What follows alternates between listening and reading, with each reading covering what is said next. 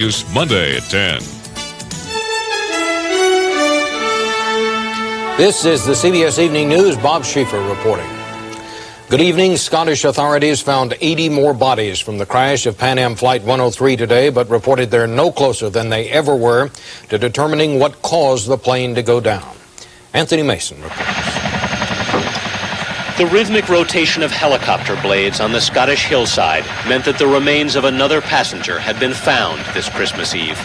239 bodies have now been recovered, and police today extended the range of their search more than 15 miles outside of Lockerbie. We are not scaling down the search until we are satisfied that all the searching that is humanly possible has been undertaken. That may take weeks. Fragments of the wreckage have been found 100 miles away, and teams have barely begun to search the heavily wooded areas. Investigators are under enormous pressure to determine the cause quickly. If a crack or structural failure brought down Flight 103, other 747s would have to be grounded for inspection. Police have slowly begun organizing what evidence they do have. Remains of the airplane's seats today were lined up in a village square. Personal items have been collected and taken to a central warehouse to be cataloged. About 20 relatives of the victims are here in Lockerbie, with some 50 more expected by the end of the weekend. Police are hoping they can help identify personal effects, and today a group of relatives was secretly escorted to the wreckage sites. Joe Horgan, who lost a family member in the crash, said the relatives came to Scotland. First and foremost, to assist in the identification process of the bodies, and for our own personal need to be near our loved ones. On Christmas Eve, the people of Lockerbie were at last delivered some good news. 6 of their missing have been located alive.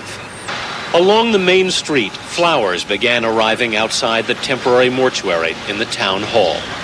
One bouquet came with a message from a man lucky enough to get off the plane in London. To the little girl in the red dress who lies here, he wrote, who made my flight from Frankfurt such fun. You didn't deserve this. Anthony Mason, CBS News, Lockerbie, Scotland.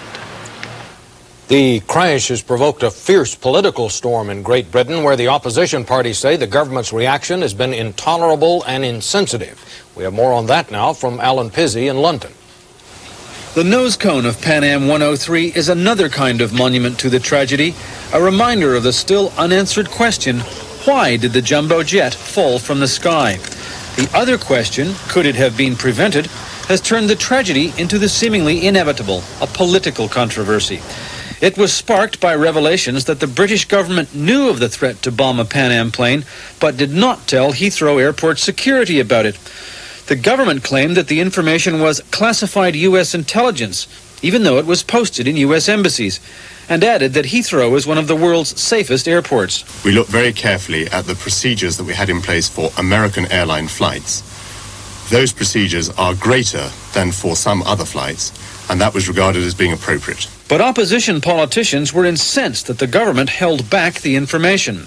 Are those in the know acting on the information, and the poor, ignorant travelling public taking greater risk? That's a dereliction of duty, I think, of the Secretary of State, if it's correct. The political row has been fueled by the departure of the government transport chief for a Caribbean holiday. Opposition spokesman called his Christmas break unbelievable, intolerable, and insensitive. The government countered with charges that the opposition was trying to make political capital out of human misery. None of that is comfort for the victims of Lockerbie. But compassion did rise above the fray. The Queen made an unprecedented late addition to her annual Christmas message. Our hearts and prayers go out to those who have been injured and bereaved. And it is my hope that the eternal message of Christmas will bring some comfort in the hour of sadness. Alan Pizzi, CBS News, London. Although it has not been officially confirmed, a U.S. government source confirmed tonight that the CIA's Beirut station chief was one of the passengers on board the Pan Am plane. Just which of the passengers he was, the official did not say, but reported his presence appeared to have no connection to the crash.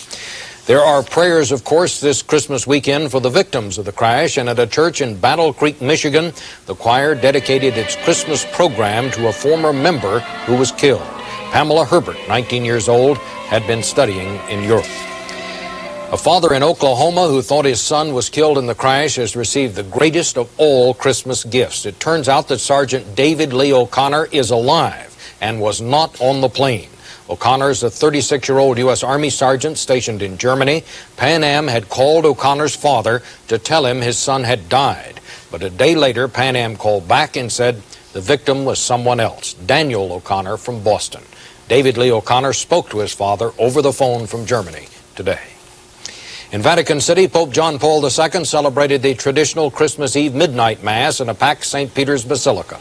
The Vatican said that the ceremony was broadcast to the Soviet Union for the first time. In his homily, John Paul said that even if the words we hear on Christmas night are the same every year, they are always eagerly awaited and always new. Well, later in tonight's CBS broadcast, a subdued Christmas Eve in the Holy Land and a new kind of Christmas in China, where some American Santas gave up their holidays at home, all for a good cause.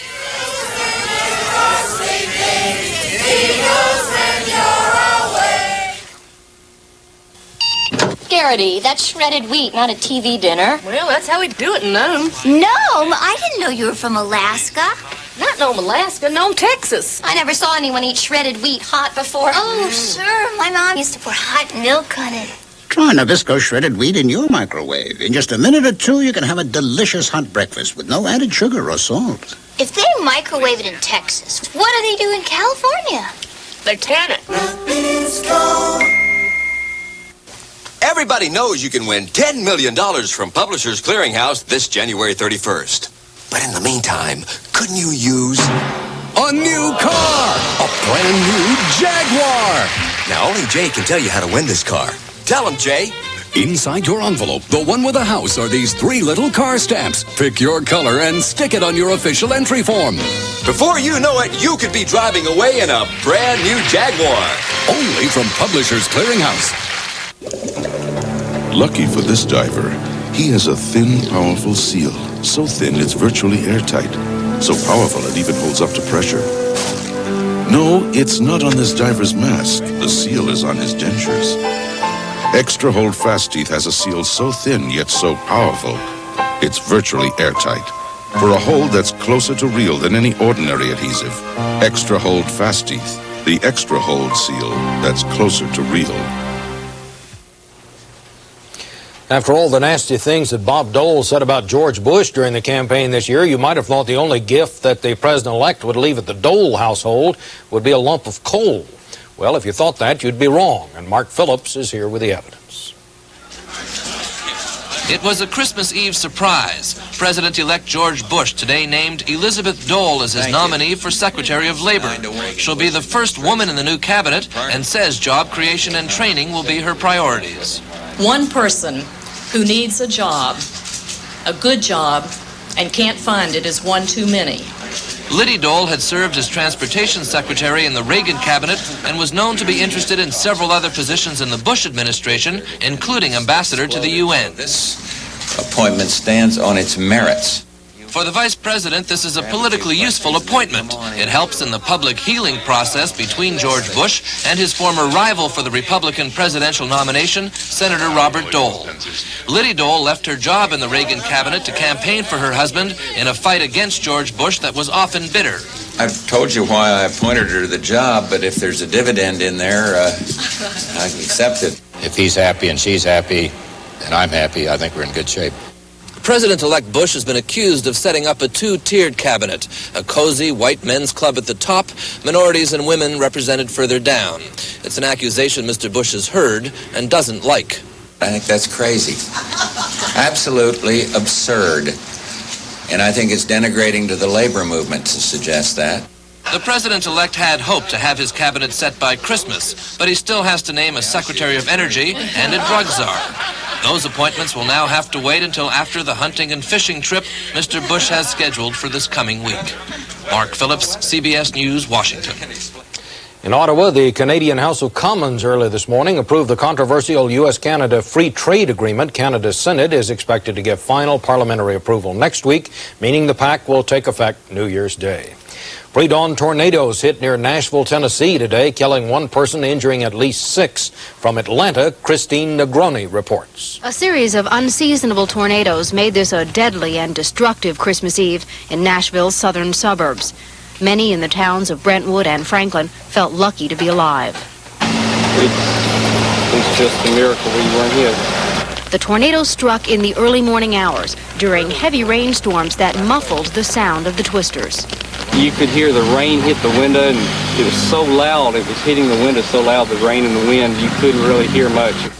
But with the dawn, tornado victims could see more than 40 homes were ruined.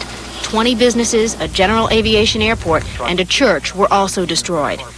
One man who'd attended the funeral of one of his children yesterday was killed himself when the family home collapsed. And the next thing I know, their daughter came to our house, and she was screaming, "The house is gone, and we can't find Daddy."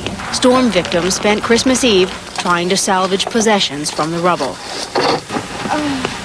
Oh, there's the picture. Christmas toys are scattered in the streets, and few decorations are still hanging. Christmas south of Nashville this year will be a blue one. Christine Negroni, CBS News, Atlanta. In Memphis, Tennessee, the death toll from yesterday's propane truck disaster rose to 9 today as federal investigators shifted through the debris. The tanker truck exploded after hitting a downtown highway retaining wall. The truck smashed into nearby homes and an apartment building.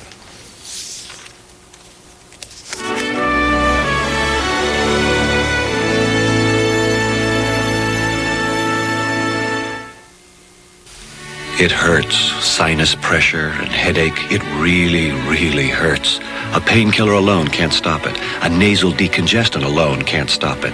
Sinutab can stop it. Sinutab combines the painkiller in Tylenol with the decongestant in Sudafed to give you more than either one alone. Sinutab is the #1 sinus medicine for a good reason. It stops the pain. It stops the pain. Sinutab stops the pain. Good morning, Joanne. This was approved, yes? Right, and Steve knows about the change, the exclusion of the top 10. This is my husband, Michael. He's under a lot of pressure, but now he's doing things differently. Like taking the stairs, eating more fruit, and cutting down on cholesterol and saturated fat. That's why I cook the foods he loves with Puritan oil. Puritan has no cholesterol and is 94% saturated fat-free. I've got an idea. The health club before dinner. Great. Michael is feeling wonderful. And I am too. Puritan. Make it your oil for life. Got it. Now people who work at home can get a great deal on an IBM PS2. The boss will love this. The affordable PS2 Model 25. Distribution, of course. Why didn't you think of that? Get instant credit, a cash rebate, plus a whole lot more. That was inspired. Aha! Right. I'll sleep on it. Visit your IBM authorized dealer for details about a special offer on the PS2 Model 25. It rained today in the Holy Land, and somehow it couldn't have been more appropriate. The rain, Israeli soldiers out in force, and only a handful of foreign visitors made for a sharp contrast with years gone by. Bob Simon reports. Christmas in Bethlehem, parades and pilgrims, parties, processions, and joy. This was Christmas past. This was Bethlehem today. It was Christmas in Bethlehem, and nobody came. The underground leadership of the uprising called for a self-imposed curfew in the town where Christ was born, a protest against the Israeli occupation.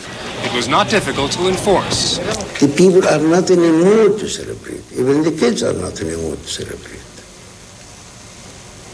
Nobody's in a mood.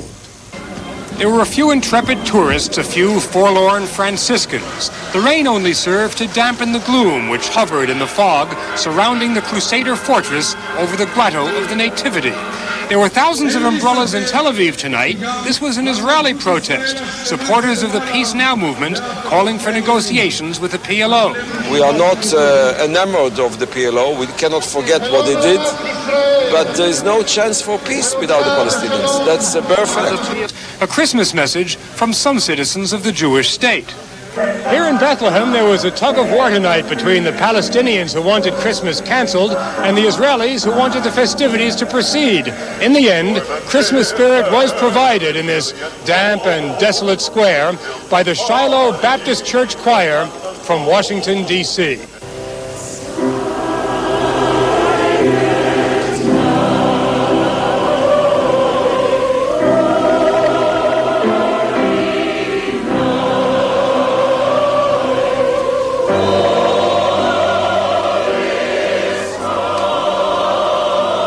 The message, peace on earth, goodwill towards men, was broadcast to the world from a place where people of many faiths still seem obstinate in their determination to make war. At midnight, Mass was celebrated by a man from Nazareth, Archbishop Michel Saba, the Latin Patriarch of Jerusalem, here in St. Catherine's, the Roman Catholic Church adjoining the Grotto of the Nativity, where, according to tradition, the Prince of Peace was born. Bob Simon, CBS News, Bethlehem. PLO Chairman Yasser Arafat met today in Baghdad with the PLO's governing executive committee. Some hardline members oppose Arafat's renunciation of terrorism and the stated recognition of Israel.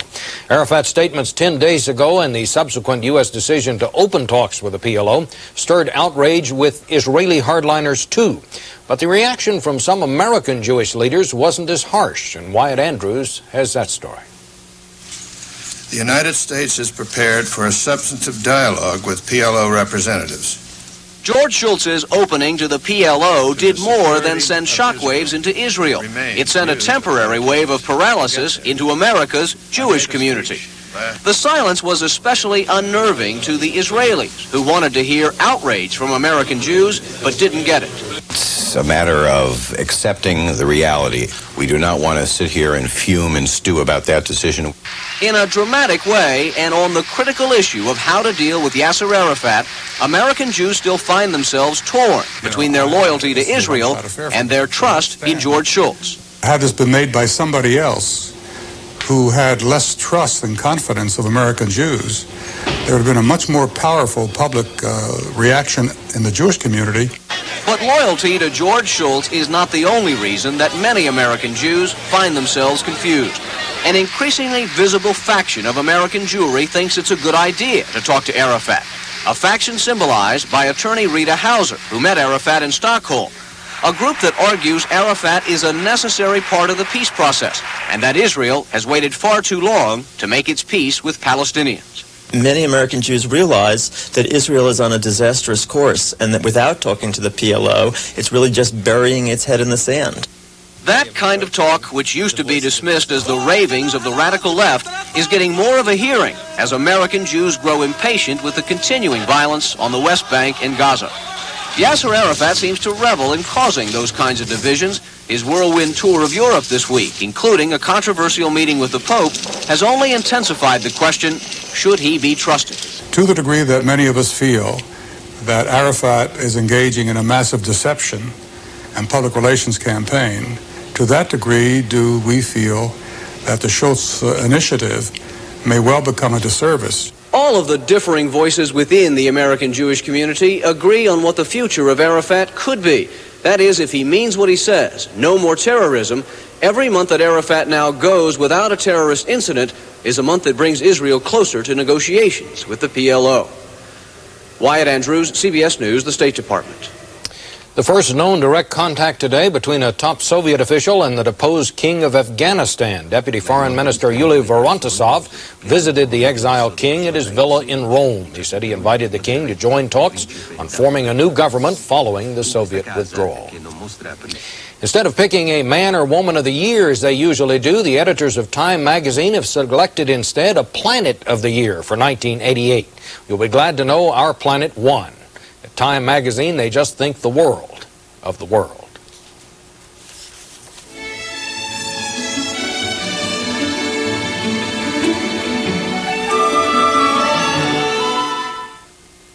You've never seen a shaver like this before. It's the new 3M surgical clipper by Remington. Hospitals are now using it, replacing blades to shave patients for surgery safely and comfortably. And you can benefit from this advanced technology by using the Remington Microscreen Rechargeable. It shaves as close as a blade or your money back. And the Lady Remington Rechargeable also shaves without a cord. Now, lowest price ever on Remington Microscreen Rechargeable. Visions by Corning, actually tough enough to cook another pot, has big news, smaller sizes. New Heat and Eat see-through cookware, perfect for microwaving, heating, and eating. You'll eat it up. New Visions Heat and Eat cookware. It's a visibly superior gift. My priorities are fouled up. I love Kellogg's Raisin Squares simply for the taste. You're right. I'm self-indulgent and shallow. I know they have no salt or fat. I know that avoiding that stuff makes sense in my heart. That's a good reason to eat Raisin Squares. But me, I just keep stuffing them in purely for that yummy raisin in the middle. I thought I was intelligent. Well, I am. Kellogg's Squares. No salt, no fat. And now in blueberry. Ooh, blueberry. Enjoy them to your heart's content. This diver has a thin, powerful seal, but it's not on his mask. It's on his dentures. A seal so thin, so powerful, that more than any ordinary adhesive, Extra Hold Fast Teeth holds closer to real. The National Football League playoffs kicked off today with the Houston Oilers edging the Cleveland Browns 24-23 in the AFC wildcard game. The Oilers advance now to play the Buffalo Bills next weekend. It's estimated that hundreds of thousands of people are homeless in the United States. And in Houston today, a giant effort to provide many of the homeless and needy with Christmas dinner. Officials expected to feed more than 50,000 people. This is a time for family reunions, and some of the happiest get-togethers will be in Mexico. That is because under the new immigration law, Mexicans who have recently been granted legal status in the United States can now travel home for the holidays without fear. Jerry Bowen reports. For untold thousands of newly documented aliens in America, this is the first step on the road home for the holidays. The long line outside the Mexican consulate. I haven't been there ever since I got here. That was 1975, 13 years ago. At the Mexican consulate in Los Angeles, applications for travel documents have tripled in what experts describe as a Christmas migration unprecedented in American history. All because the immigration amnesty program makes it safe to go home again. They are now able to travel, legally speaking, to travel, let's say, without any problem. Rafael Frias was last in Mexico 8 years ago, even missed his father's funeral. Now, Frias and his family are going home for Christmas to relatives the children have never met. My grandmother, uncles, nephews, they don't know just by the picture. That's the only communication I have. I would call what's happening this Christmas, 1988, as the Great Release. There's so many people who have so many pent-up emotions over the years that they're now able to release those emotions, pick up, walk across that border, holding their head up high, freely, visit family, and return back and go back to work. The always busy border crossing at Tijuana is more congested than normal, even by holiday standards. And there are mobs at the airport and bus terminals, the main jumping-off points for the Mexican interior. Transit officials are running 4 times more buses than usual. Even so, this man had to wait 3 days for a bus to Guadalajara. I tried to find by plane, but no way. By train, it's impossible. And all these visitors mean good news, not only for waiting relatives, but for Mexico's struggling economy. It's a nice Christmas story. It is good for the economy because they bring money, they bring presents. But in the face of all the good news, there are nagging concerns about U.S. reaction when this holiday migration reverses next month and hundreds of thousands of migrants flow north. Concerns that U.S. border officials may still harass these travelers, may forget that under the new law, going home is a round trip. Jerry Bowen, CBS News, Los Angeles. Mexican officials said today at least 18 inmates were killed, 11 hostages freed, and a police assault on a prison northwest of Mexico City. The prisoners revolted after learning their Christmas pardons had been denied.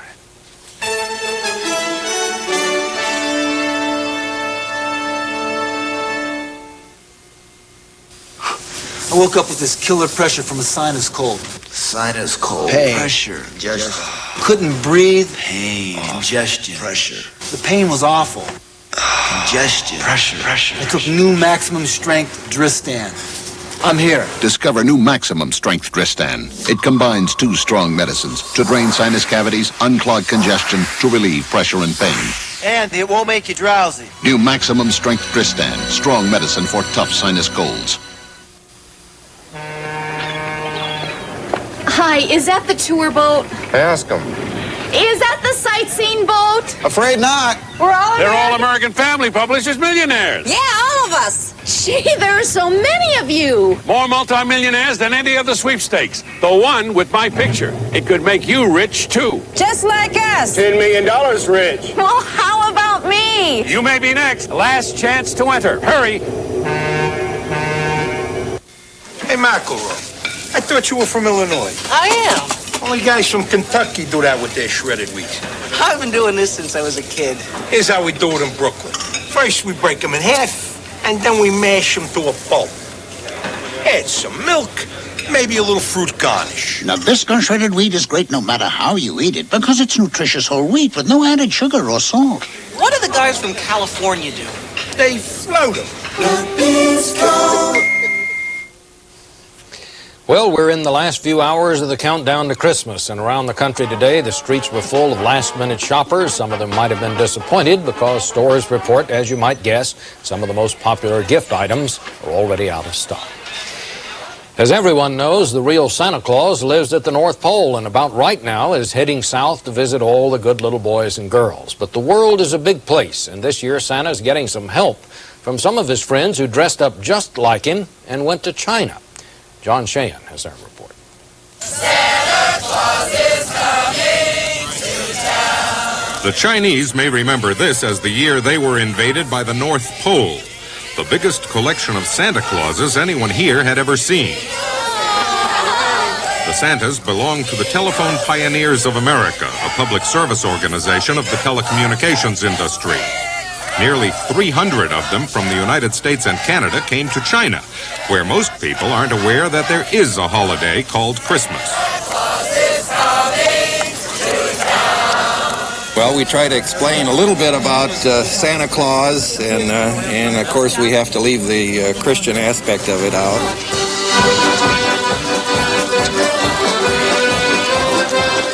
And though they don't know much about Santa Claus or Christmas, the Chinese catch on quickly.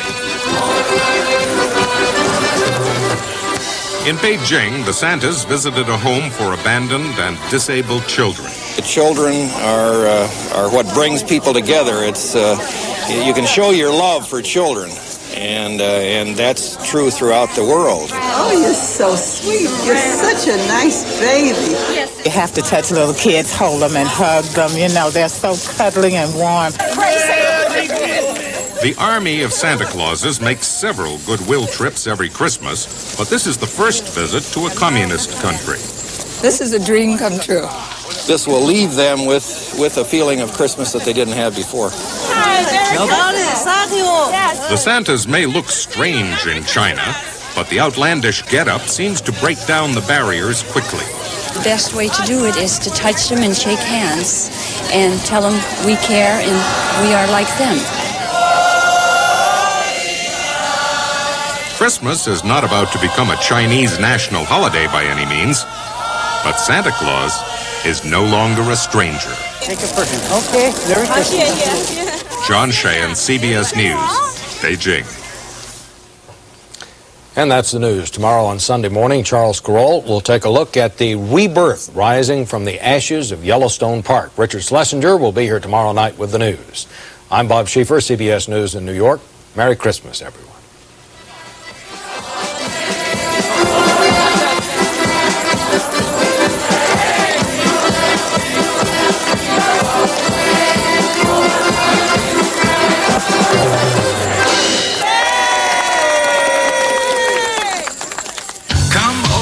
NBA faithful, Magic and the Lakers, the Mailman and the Jazz, a Christmas Day showdown on CBS Sports. This is CBS.